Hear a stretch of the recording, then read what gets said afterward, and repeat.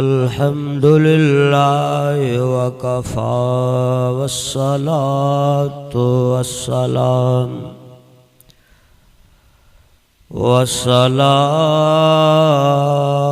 वस्सलामु अला सय्यिदिर रुसुल व अजमलिर रुसुल व अहसनिर रुसुल व खातमिल अंबिया अम्मा बाद फ़अऊज़ु बिल्लाहि मिनश शैतानिर रजीम बिस्मिल्लाहिर रहमानिर रहीम इल्ला तंसुरूहु फ़क़द नसरहुल्लाह इज़ अख़रजहुल्लज़ीन कफ़रू सानिय इस्नैन इज़ हुमा फ़िल ग़ार इज़ यक़ूलु लिसाहिबिही ला तहज़न इन्नल्लाह मअना वक़ाल नबिय्यु सल्लल्लाहु अलैहि वसल्लम अस्हाबी कन्नुजूम बिअय्यिहिम इक्तदय्तुम इह्तदय्तुम सदक़ल्लाह व सदक़ रसूलुहु नबियुल उम्मी अस्सादिकुल करीम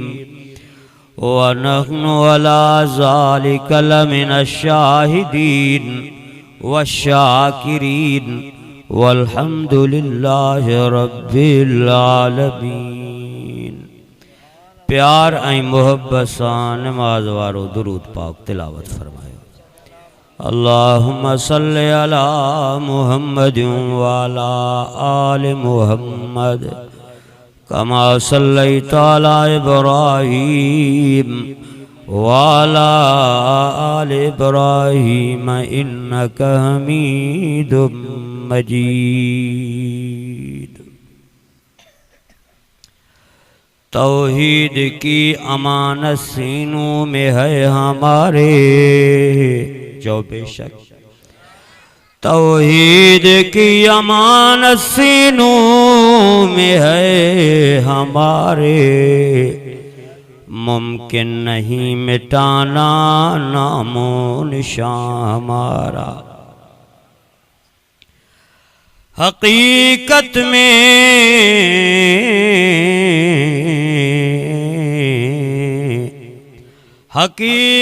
में वो लुत्फ़ बंदगी पाया नहीं करते जो याद मुस्तफ़ा से दिल को गरमाया नहीं करते। हम मदा साहबा की एक धूम मचा देंगे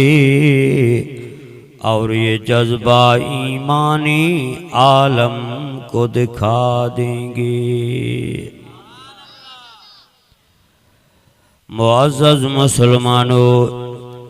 नबी सोने जा परवानों, अल्लाह जे कुरान जा आशिको, हिको अल्लाह जो कुरान, बियो सोने मोहम्मद मुस्तफ़ा जो फरमान, जेको मञे सो मुसलमान, जेको इन बिनी शयुनि जो इनकार करे चो इन जड़ो बेईमान दुनिया में कोन्हे। याद रखो मुसलमानों, अवाई असां हिन ज़माने में, हिन दुनिया में, हिन कायनात में पांजे रब करीम जी असां ज़ियारत कोन कई, पांजे रब करीम के असां कोन ॾिठो आ। अल्लाह जे नबियन ऐं पैगंबरन सां जो मुलाकातियूं बि कोन थियूं। अल्लाह जे प्यारे नबी, आखिरी नबी हजरत मोहम्मद करीम सोने सल्लल्लाहु अलैहि वसल्लम जी तवां सां ज़ियारत कोन कई अवाई असां मिठे मोहम्मद अरबी जे सहाबा इकराम जे दौर के भी न ॾिठो अवाई असां न अल्लाह जे फरिश्तन न अल्लाह जे मलाइकन के ॾिठो न जन्नत के ॾिठोसी न जहन्नम के ॾिठोसी अवाई असां कुछ न ॾिठो आ जे ॾिठो आ त चओ त रब जो क़ुरान ॾिठो उन जे करे असां के रब जी तौहीद जा ऐलान भी रब जे क़ुरान ॿुधाया असां के नबियन ऐं पैगंबरन अल्लाह जे रसूलन जे नुबुवतुन जा ऐलान भी कुरान समझाया उन्हनि जी शान शौकत ऐं अल्लाह जे नबियन जो मक़ाम ऐं मर्तबो भी चो त रब जे कुरान समझायो असां के पंहिंजे दिलबर नबी सोने नबी अल्लाह जे आखिरी नबी हजरत मोहम्मद करीम सोने जे शान जो ऐलान भी चो त रब जे कुरान ॿुधायो असां के अल्लाह जे फरिश्तन जो तारुफ भी कुरान ॿुधायो आ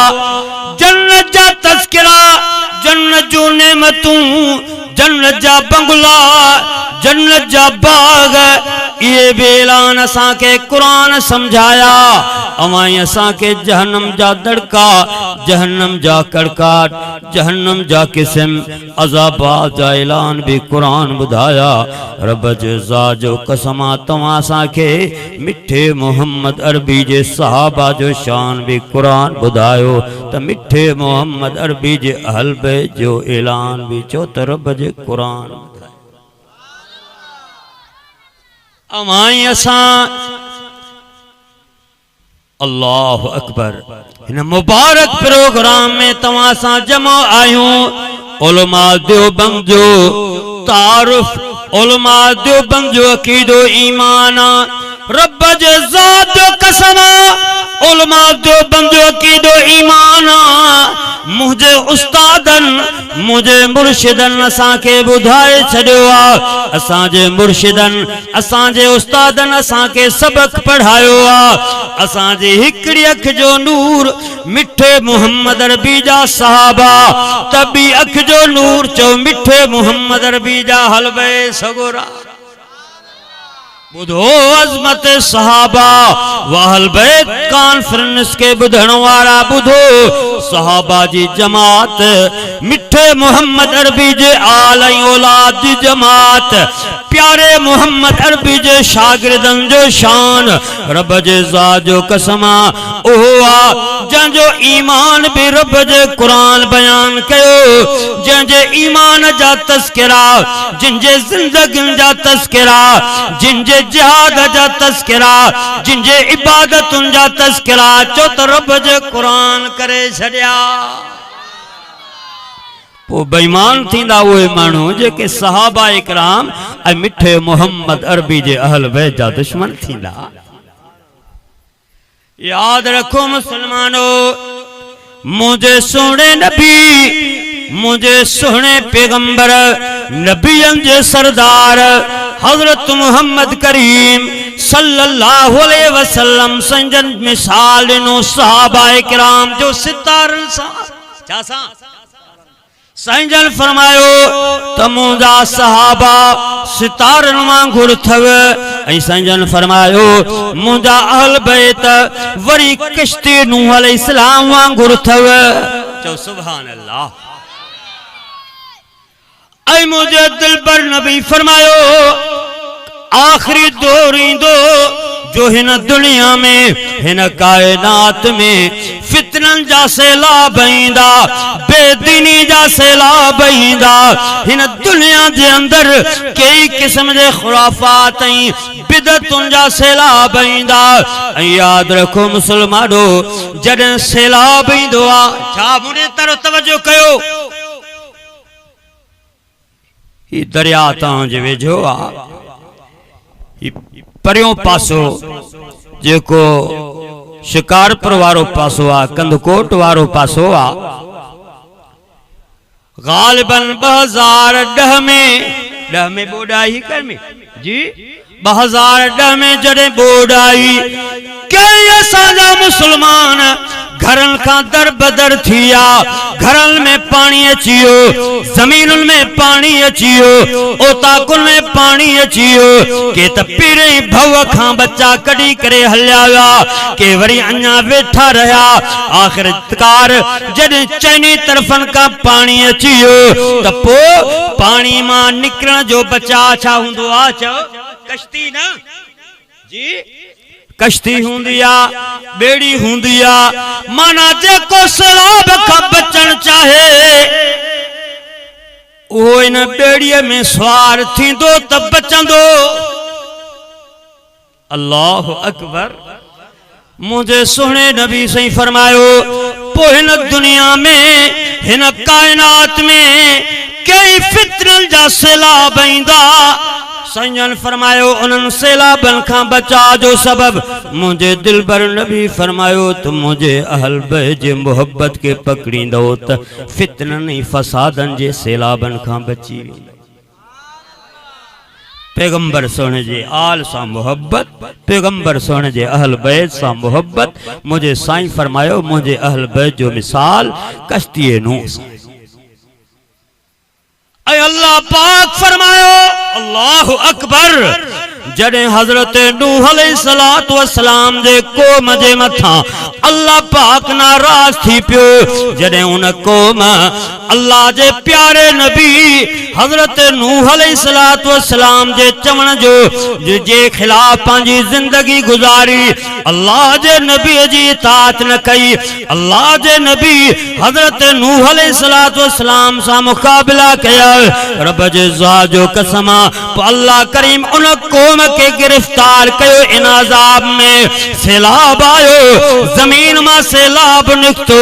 मथा आसमान में बारिशूं वसण शुरू थी वयूं। एडो पानी आयो, एडो पानी आयो, घर तबाह थिया, बनियूं तबाह थी वयूं, बाग तबाह थिया। अल्लाह पाक फरमायो मुझा प्यारा नबी नूह अलैहिस्सलाम मां रब जे हुकुम जे मुताबिक जेका तो कश्ती तैयार कया। हाने जेको इन कश्तीअ में सवार थींदो उहो ही बचंदो, बाकी ॿिया सब तबाह थींदा। अल्लाह रब्बे जुल जलाल जो नबी हजरत नूह अलैहिस्सलाम उन कश्ती जे अंदर हर जानवर के भी विहारे पियो, पखिन के भी विहारे पियो, ऐं कलमे वारन के भी विहारे पियो। जड़े बाकायदा सैलाब शुरू थियो पांजे पुट के सडे पियो या बुनैया अरकब माना वला तकुम मल काफिरीन। ओ प्यारा पुटड़ा अञा भी वक्त थी हिन कश्ती जे अंदर सवार थी कलमो पढ़ो, रब जी तौहीद जो इकरार कर, जालिमन नहीं जाबिरन नहीं काफरन रब जे गद्दारन जी संगत छड़े करे अञा भी कलमो पढ़ी ईमान वारन जो हिमायती थी करे हिन बेड़ी जे अंदर तू सवार थींदे त बची वींदे। चवन लगो काल सावी इला जबली यासिमुनी मिनल माय काल ला आसिमल यौम मिन अम्रिल्लाह इल्ला मर रहिम वहाल बैनहुमल मौज फकान मिनल मुग़रक़ीन।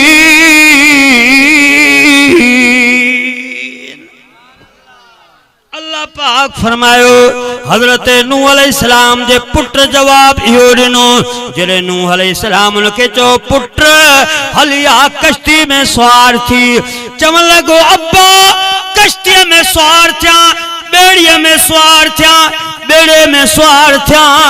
यो भी पानी का बचण जो हिकड़ो सबब आ। इन सामो पहाड़ ते मां चढ़ी वञा यो भी सैलाब का पानी का बचण जो हिकड़ो सबब आ। मां हिकड़े सबब के इख्तियार तो कया, बे सबब के मां तरक तो कया। अल्लाह सही फरमायो हजरत नूह अलैहिस्सलाम फरमायो काल ला आसिमल यौम मिन अम्रिल्लाह इल्ला मर रहिम वहाल बैनहुमल मौज फकान मिनल मुग़रक़ीन।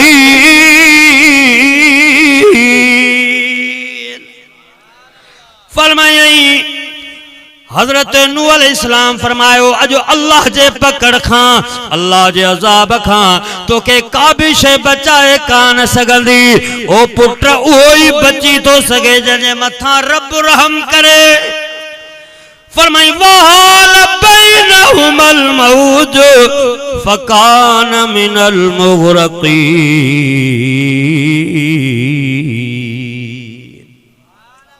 फरमाई हेडा नूह अलैहिस्सलाम पांजे पुत्र के दावत पियो दे त कश्ती में सवार थी वहाल बैनहुमल मौज हेडा दरिया जी मौज आई छोली आई अल्लाह जे नबी जे सामो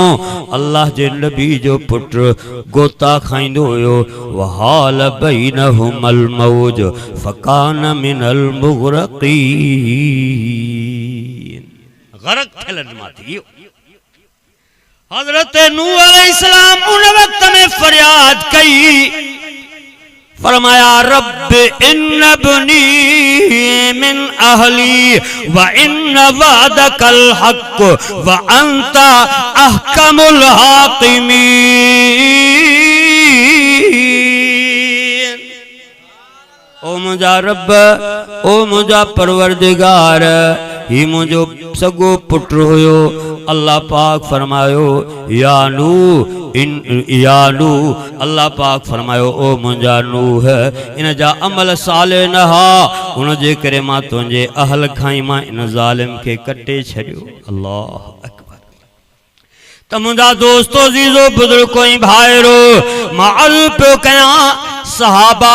ऐं अहल बैत इन बिनी जो मिसाल सहाबा जो मिसाल सितारन वांगुर अहल बैत जो मिसाल कश्ती नूह वांगुर अल्लाह जे प्यारे नबी सल्लल्लाहु अलैहि वसल्लम फरमायो आखिरी जमाने में फितना फसाद बर्पा थींदा उही मानू कामयाब थींदा जेका अहल बैत जे मोहब्बत वारी कश्ती में चंबड़ी पवंदा चो सुभान अल्लाह ऐं जॾहिं सैलाब हुजे छा मुझे तरफ तवज्जो कयो जॾहिं सैलाब हुजे रात जो वक़्त हुजे चइनी तरफन का मेलन में पानी पानी हुजे बारी बार हुजे रुगो पानी हुजे पो कश्ती जो सहारो किए ता वठंदा जेकर तवा के तरफन जी खबर न पवंदी त असा जा मिट कड़े तरफ ने हिन पो उते तवा रस्तो तलाश कंदा सितारन सा छा सा जी सितारन सा सितारन जे रोशनी ते जेको हिदायत सितारन जी लंदो रब जे ज़ात जो कसम आवे मंजिल ते पहुंचंदो पो यही समझो जड़े न दुनिया में सैलाब फितनन फसादन जा इंदा रब जे ज़ात जो कसम उहे मानू हिदायत याफ्ता थींदा जेके अहल बैत सा मोहब्बत सा चंबड़ी पवंदा अहल बैत जे हुबदारी जा ऐलान थी विंदा उन जे नक्शे कदम ते जिंदगी गुजारींदा हिदायत वारी लाइन नंबर बेते वो हासिल कंदा सितारन सा त मुझे दिलबर नबी फरमायो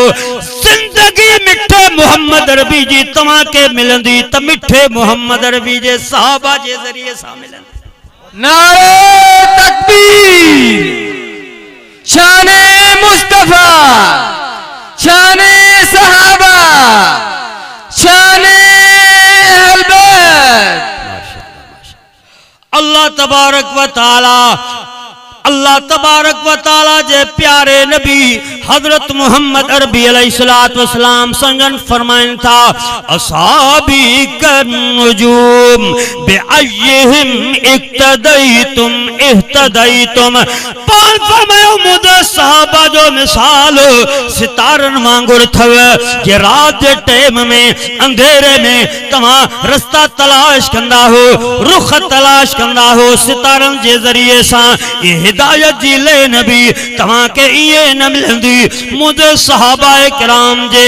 नक्शे कदम ते तवा के हिदायत जी ले न मिलंदी जे सिद्दीक जे कर सदाकत जी तवा के तलबा चौथा त दुनिया जे अंदर सच्चाई थी खपे फरमाई सिद्दीक अकबर जे कदमन जे पोया तवा के हलणो पवंदो जे कर अदालत जा तलबगार आयो जेकन चौथा त असां दुनिया में आदिल बणजी वञूं फरमाई मुझे दिल पर नबी जे प्यारे हजरत उमर फारूक रज़ी अल्लाह ताला अन्हु जे कदमन ते हलंदो रब जे ज़ात जो कसम तवां के अदालत जा रास्ता मिली वेंदा जेकन चाहो ता त सखावत जा बादशाह बणजी वञूं फरमाई सोने नबी जे सहाबी हजरत उस्मान ज़िन्नूरैन जे पोया लगो उन जे कड लगंदो सखावत जा बादशाह बणजी वेंदो जेकन चाहो ता त जुर्रत अचे हिम्मत अचे दुश्मन सां अखियुनि में अखियूं बुलाए करे गालियुनि जे ज़रिए सां या इएं मुक़ाबले जे ज़रिए सां मुक़ाबलो करणो पए जुर्रत ऐं बहादुरी पैदा थिए फरमाई पोइ मुंहिंजे मुर्शिद अलीअ जे कढ लॻणो पवंदो हा सही मुदा दोस्तो जीजो बुजुर्ग कोई भाईरो सहाबा जो भी वडो शान अहल बैत जो भी वडो शान सहाबा इकराम जो बादशाह सहाबा इकराम जो पहिरीं जेको सरदार वो अबू बकर सिद्दीक रब जो ज़ात जो कसम जंहिंजे नेकी जा ज़िक्र रब जे कुरान में लिखिया पिया आहिनि अल्लाह सही फरमायो इल्ला तंसुरूह फक़द नसरहुल्लाह इज़ अख़रजहुल्लज़ीन कफ़रू सानी इस्नैन इज़ हुमा फ़िल गार इज़ यक़ूलु लिसाहिबिही ला तहज़न फरमाई हिजरत वारी रात मुझो दिल पर नबी मुझो प्यारो नबी सल्लल्लाहु अलैहि वसल्लम संजय जरे निकता गडो अबू बकर सिद्दीक साईया रब जे ज़ात जो कसम या गाल रब जे कुरान मा साबित इयो ही खुश नसीब अबू बकर सिद्दीक ओ जंजी सहाबियत चो त रब जे कुरान मा साबित पोते काफ़ी आलम सगोरा मौजूद हैं इंशाअल्लाह ताला तवां के मिठे मोहम्मद अरबी जे सहाबा ऐं मिठे मोहम्मद अरबी जे अहल बैत जो शान रब जो कुरान ॿुधाईंदा मूंखे इशारा मिली आहिनि त मुंहिंजो टाइम ख़त्म थी चुको आहे छो त पोते वॾो बड़ी जमात आलमन सगोरन जी है उनके करे वरी कदे जिंदगी मिली इंशाअल्लाह ताला तवां जे सामूं बयान थींदा बाक़ी मां भी परे खां आयो हां ठरी बीरो आ माना यो आखिरी तालको है खैरपुर जो अगते वरी नारो वरी इंडिया वरी सांघड़ उनके करे मेहरबानी कयो 5 मिनट अञा मूंखे ॾियो मुंहिंजा दोस्त अजीजो बुजुर्ग कोई भाइरो अल्लाह जे कुरान का पुछा कयो त सहाबा जो मकाम छा है अल्लाह से फरमायो वस्साबिकूनल अव्वलून मिनल मुहाजिरीन वल अंसार वल्लज़ीन तबऊहुम बिइहसान रज़ियल्लाहु अन्हुम वरज़ू अन्हु वो जमात मिठे मोहम्मद अरबी जी फरमाई जेका बिन जमातुन में तकसीम थी वई फरमाई वस्साबिकूनल अव्वलून ओ दीन में सबकत करन वाला कलमे में अगते वधी वजन वाला मिठे मोहम्मद अरबी जे ताबेदारी में पाक मोहम्मद अरबी जे गुलामी में अल्लाह जे तौहीद में अगराई करन वाला केर फरमाए तो मिनल मुहाजिरीन वल अंसार मुझा प्यारा नबी हुआ त तुझा मुहाजिर अंसार होया फरमाई वल्लज़ीन तबऊहुम बिइहसान अल्लाह से बाद में मिठे मोहम्मद अरबी जे सहाबा जे गुलामन जो तज़किरो फरमायो आ मता ये को समझे त सहाबा में वरी अहल बैत शामिल ना है ना ना रब जे ज़ात जो कसम जेको सहाबी थियो क़यामत जे सुबह ताई यो मिठे मोहम्मद अरबी जो अहल बैत अहल बैत जो सहाबा जो शान बयान थे ये समझो इन सां गडोगड मिठे मोहम्मद अरबी जे अहल बैत जो भी शान थे पे तो मुझा दोस्तों अजीजो बुजुर्ग कोई भाईरो अल्लाह से फरमायो दीन में अगराई करन वाला दीन में जल्दी करन वाला केर फरमाई मिनल मुहाजिरीन वल अंसार होया त मुहाजिरी अंसार हा फरमाई वल्लज़ीन तबऊहुम बिइहसान बाद में अचन वाला जिन सहाबा जी गुलामी कबूल कई जिन अंसारन जी गुलामी कबूल कई जिन सहाबा इकराम ऐ मिठे मोहम्मद अरबी जे हलबे जी गुलामी कबूल कई फरमाई वल्लदीन तबऊहुम बिइहसान रज़ी अल्लाहु अन्हुम व रसू अन्हु अल्लाह पाक फरमायो अल्लाह उन्हनि खां राज़ी हुए अल्लाह खां राज़ी रब कुरान में तो फरमाए छा में लिखियो पियो आ जी मता को तारीख जा हवाला तवां के बुधाए तारीख जा किस्सा ही कहानियों तवां के बुधाए त फलाने साहबी जो ही जुर्मा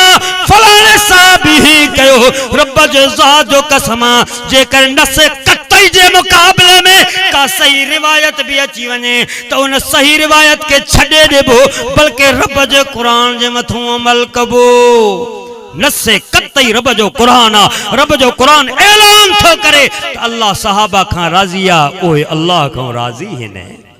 पो जेके अल्लाह करीम अज खां 1400 साल पहिरीं पांजी रज़ा जा सर्टिफिकेट ॾेई छॾिया अजे करे को उन जे ईमान ते चिमियोगोई करे उन जे ईमान में नुक्स कढे ऐं उन जा ऐब कढे मां समझा तो त उन माण्हू जो पंहिंजो ईमान कामिल न आहे जो ईमान पक्को हूंदो जह रब जो कुरान सुठे नमूने सां मिठे मोहम्मद अरबी जे मथां नाज़िल थियण वारे कुरान ते यकीन हूंदो यकीनन ओ समझंदो त असां का लखे दर्जा मिठे मोहम्मद जे अहल बैत जो ईमान पक्को अल्लाह तबारक व ताला खां दुआ है अल्लाह साईं अवाई असां जी हिन हाज़िरी के मक़बूल ऐं मंजूर फरमाए जी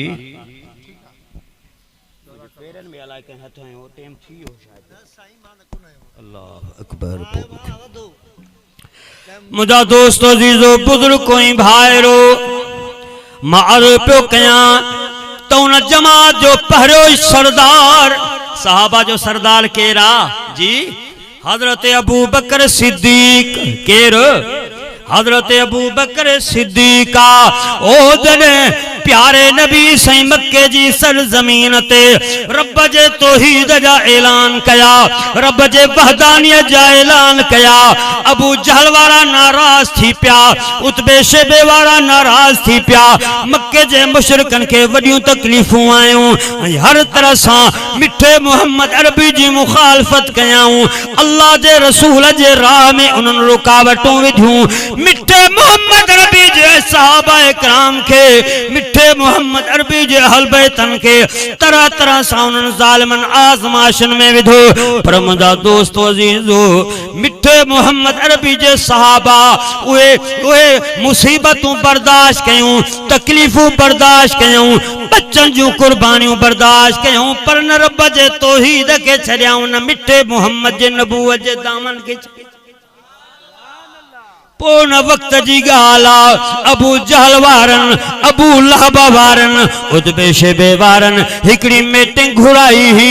उन मीटिंग जे अंदर बाकायदा तौर ते उन्हनि हिन मौजूअ ते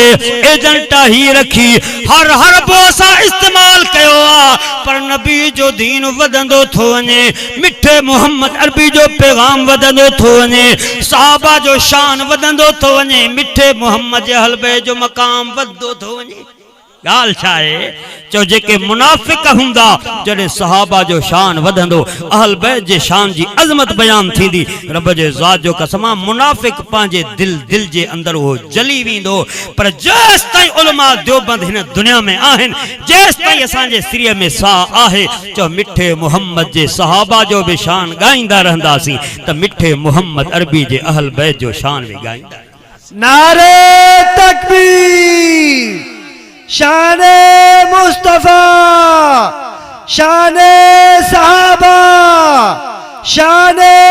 अहल बैत मुझा दोस्तों अजीजो बुजुर्ग कोई भाईरो पो अबू जहल वारन मीटिंग घुराई वड्डा वड्डा काफिर आया अबू जहल चयो ॾियो ख़बर कहिड़ो हरबो हलायो वञे कहिड़ी स्कीम हलाई वञे कीअं नबी साईं खे पंहिंजे दीन खां रोकियो वञे मिठे मोहम्मद अरबी जे दीन वारी तहरीक खे असां कीअं नाकाम बणायूं कहिड़ो मशवरो ॾिनो कहिड़ो मशवरो ॾिनो हिकिड़े काफ़िर चयो मुंहिंजो मशवरो त ही आहे त मिठे मोहम्मद अरबी साईं खे मुल्क बदल कयो जॾहिं तौहीद तहरीक जो कायद असांजे इलाके में न रहियो, असांजे मुल्क में न रहियो त तौहीद वारी तारीख खत्म थी वेंदी, दीन जी मेहनत खत्म थी वेंदी। मिठे मोहम्मद अरबी जा सहाबा अहल बैत जेके ॾींहों ॾींहुं वधंदा था वञनि उन जी तहरीक खत्म थी वेंदी। लिहाज़ा उन मुशरिक मशवरो ॾिनो, मुंहिंजो मशवरो ही आहे नबी साईं के मुल्क बदर कयो वञे। शैतान इंसानी शक्ल वठी करे उन मजलिस में आयो, उन महफिल में आयो। शैतान चयो तव्हां ग़लत था कयो, जेकर तव्हां मिठे मोहम्मद रबी साईं के कंहिं ॿिए मुल्क में वञण जी इजाज़त ॾिनी। अल्लाह करीम मिठे मोहम्मद रबी जे ज़बान नबूवत जे अंदर वो तासीर रखियो आहे। जॾहिं मिठो मोहम्मद अरबी रब जो क़ुरान ॿुधंदो त उन मुल्क वारा प्यारे नबी जा दीवाना बणिजी पवंदा। हाँ साईं। अल्लाह रब्बुल जलाल उन जे मुंह मुबारक के अंदर वो तासीर रखियो आ, वो हुस्न रखियो आ, वो जमाल रखियो आ, वो सूह रखी आ जेको मिठे मोहम्मद रबी जे नबूवत वारे चेहरे के ॾिसंदो वेंदो बि चओ पाक मोहम्मद अरबी जे कदमनि में अची पहुचंदो। पो चंद सालन जे अंदर पांजो वडो लश्कर तैयार करे तवां जे मथा ओ हमलो मुशरिको थींदो जो तवां कदम भी तवां जा कदम जमी न सकदा। बी का स्कीम सोचो, बियो प्रोग्राम सोचो।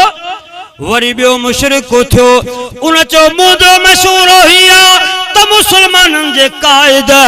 तहरीक तौहीद वारी तहरीक जे कायद हजरत मोहम्मद अरबी साईं के मुल्क में जो कासो जेल में बंद कयो वञे, पाबंद सलासिल कयो वञे। जॾहिं कंहिं बि तहरीक जो कायद गिरफ्तार थी वञे, जॾहिं कंहिं बि तहरीक जो कायद जेकॾहिं पाबंद सलासिल थी वेंदो तो तहरीक खुद ब खुद ख़त्म थी वेंदी। बाबा दुरूद पाक पढ़ो बुलंद आवाज़ सां मोहब्बत सां। सही न कि बंद करे छॾियो इंशाअल्लाह साहब अचे पे थी हवा जेका सो रोशनी ॿाहिरि ॾाढो जी तंग कयो आहे। जीअं मुझा दोस्तों जीजो बुजुर्ग कोई भाइरो मार पियो कयां त उन मुशरिक चयो त प्यारे नबी के जेल जे कोठड़िन में बंद कयो। जेको सो शैतान चयो जेकॾहिं सुहिणे नबी साईं के तव्हां जेल जे कोठड़िन में बंद कंदो, अल्लाह करीम उनखे उहे सिपाही ॾिना आहिनि, उहे मुरीद ॾिना आहिनि, उहे वर्कर ॾिना आहिनि जो तव्हां जे जेल जूं दीवारियूं टोड़े करे बि पंहिंजे कायद मिठे मोहम्मद के आज़ाद कराए वेंदा। वरी टियों मुशरिक उथियो, उन जो मुंहिंजो मशवरो ही आ त प्यारे नबी साईं के क़त्ल कयो, शहीद कयो। जॾहिं इहा ॻाल्हि उन ज़ालिम मुशरिक कई, अबू जहल ॾाढो ख़ुशि थी वियो। अबू जहल चयो वाह वाह वाह वाह वाह वाह, बस इहो ई मशवरो जेको आहे सो मुबारक आहे। बल्कि इहो मशवरो अबू जहल बेईमान ख़ुदि ॾिनो हो त नबी साईं के क़त्ल कयो वञे। पोइ ख़ुशि शैतान थियो। शैतान चयो वाह जो तव्हां मशवरो कयो बि काई तव्हां जी तहरीक कामयाब न थींदी। बस सोने नबी साईं जे मथां तव्हां कातिलानो हमलो कयो। जॾहिं मुसलमाननि जो काज न रहियो, जॾहिं सहाबा अहल बैत जो रहबर न रहियो, दीन वारी तहरीक ख़त्म थी वेंदी। अबू जहल जे इन मशवरे जे मथां मुतफ़िक़ा तौर ते करारदात मंजूर कई वई। सभिनी चयो रात जे टाइम ते नबी साईं जे नबूवत वारे घर मुबारक जो मुहासिरो कयो वेंदो। चइनी तरफ़ का सवन जे तादाद में तीर तलवारूं खणी करे नबी जा दुश्मन मुसल्लत थी करे नबी साईं जे घर मुबारक जे चइनी तरफ़न खां कड़ो चढ़ाऊं। उन वक्त में अल्लाह पाक फरमायो मुंहिंजा महबूब हिजरत जो वक्त अची वियो। सुभान अल्लाह, हिजरत जो वक्त, सोहना नबी हिजरत जो वक्त अची वियो। सोहणे नबी साईं ॾिठो चइनी तरफ़न का दुश्मन जो घेराव आहे, तीर तलवारूं खणी करे बीठा आहिनि। अल्लाह पाक फरमायो त मुंहिंजा सोहणा नबी हिजरत जो वक्त अची वियो। सोहणे नबी फरमायो रब कीअं निकिरां हिते त चइनी तरफ़न का दुश्मन असले सां मौजूद पहुची विया। अल्लाह पाक फरमायो मुंहिंजा दिलबर नबी पांजे नबूवत वारे हथ मुबारक में मिट्टी खणी काफरन जे तरफ उछलान तो मोहम्मद जो कम्मा ऐं हवा जे ज़रिए सां चइनी तरफ़न ॾे घुलाए करे तुंहिंजे दुश्मन के अंधो बणान मां रब कायनात जो कम्मा।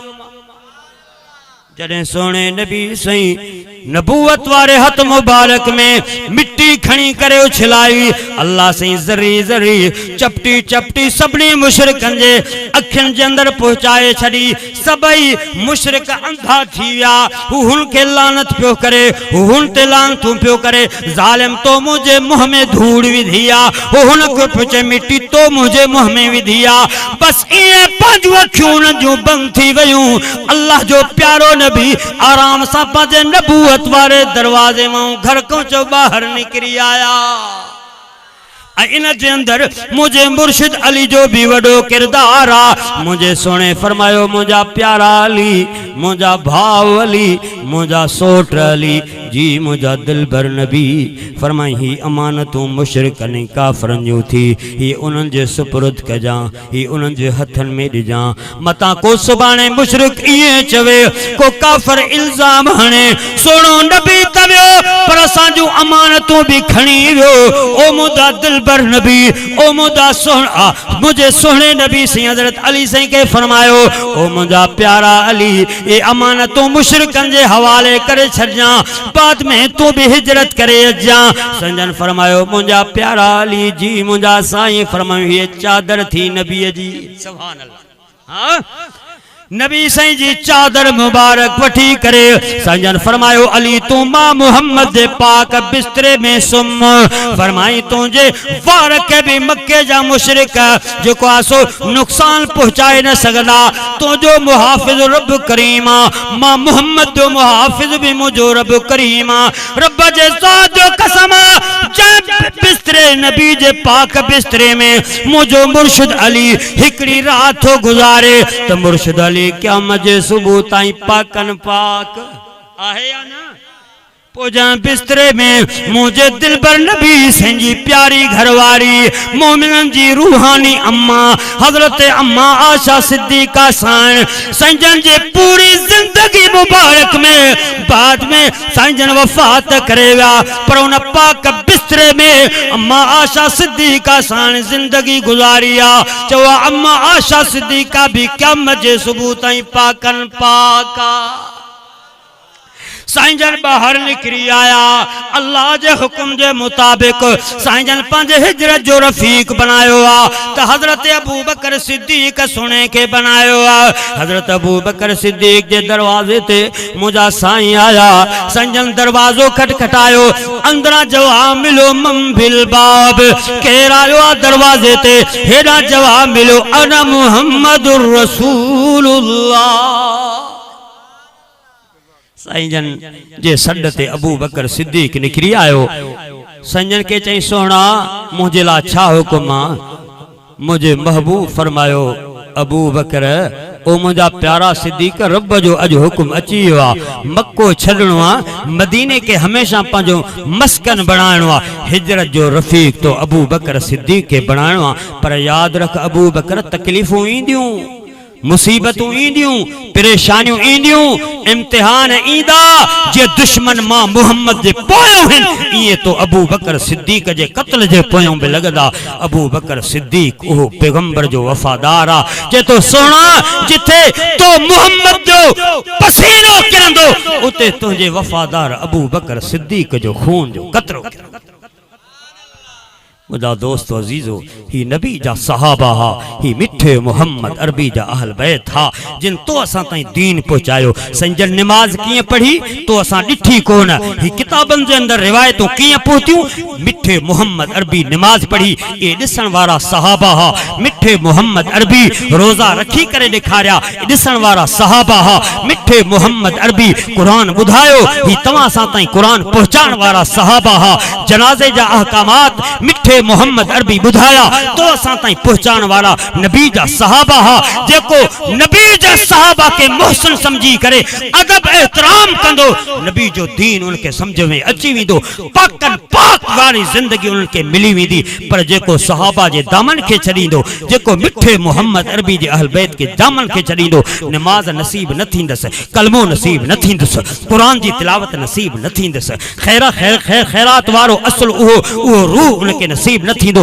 मिठे मोहम्मद जो दीन सच में उन्हनि खे नसीब थींदो जिन जो दामन मिठे मोहम्मद अरबी जे सहाबा ऐं अहल बैत सां वाबस्ता। मेहरबानी कयो हक वारनि आलमनि जो साथ ॾियो ऐं जीअं सहाबा ऐं अहल बैत कुर्बानी ॾिनियूं हिन दीन जे लाइ। अवां ॾिसो पिया कई बेदीन कुवतूं ज़ालिम ऐं जाबिर हिन उलमा देवबंद के रस्ते खां हटाइण था घुरनि ताकि असांजूं राहूं हमवार थियनि। पर रब काबा जो कसम हमेशा ज़ालिमनि ऐं जाबिरनि जो मुक़ाबिलो जेकर कयो आहे त हक वारनि कयो आहे। अॼु बि असांजे मथां जेके बम हमला पिया थियनि ऐं ईअं पियो सम्झ में अचे त उलमा खे रस्ते खां हटाइण जी कोशिश पई कई वञे ताकि ज़ालिमनि जा रस्ता हमवार थियनि। पर इंशाअल्लाह 2018 जे इलेक्शन में असां आलमनि खे कामयाब करे इंशाअल्लाह मुल्क जे चइनी ऐवाननि में इंशाअल्लाह हक जा आलिम असां असेंबली में पहुचाईंदा। नारे तकबीर, शाने मुस्तफा, शाने सहाबा, पनवा शाने अब्दुल कुद्दूस इम्तियाज 0300 जज़ाकल्लाह खैरा। बस इहो ही फ़कीर जो ऐलान हो। मुसलमानो मिठे मोहम्मद अरबी जे सहाबा मिठे मोहम्मद अरबी जे अहल बैत जो मुहब्बत जो इहो दामन इहो मजबूत रखो। अल्लाह जे कुरान जी तिलावत कयो। सहाबा ऐं अहल बैत के जेकर तव्हां के परखणो आहे उन जे ज़िंदगियुनि खे ॾिसणो आहे सभ खां पहिरीं रब जे कुरान जे आईने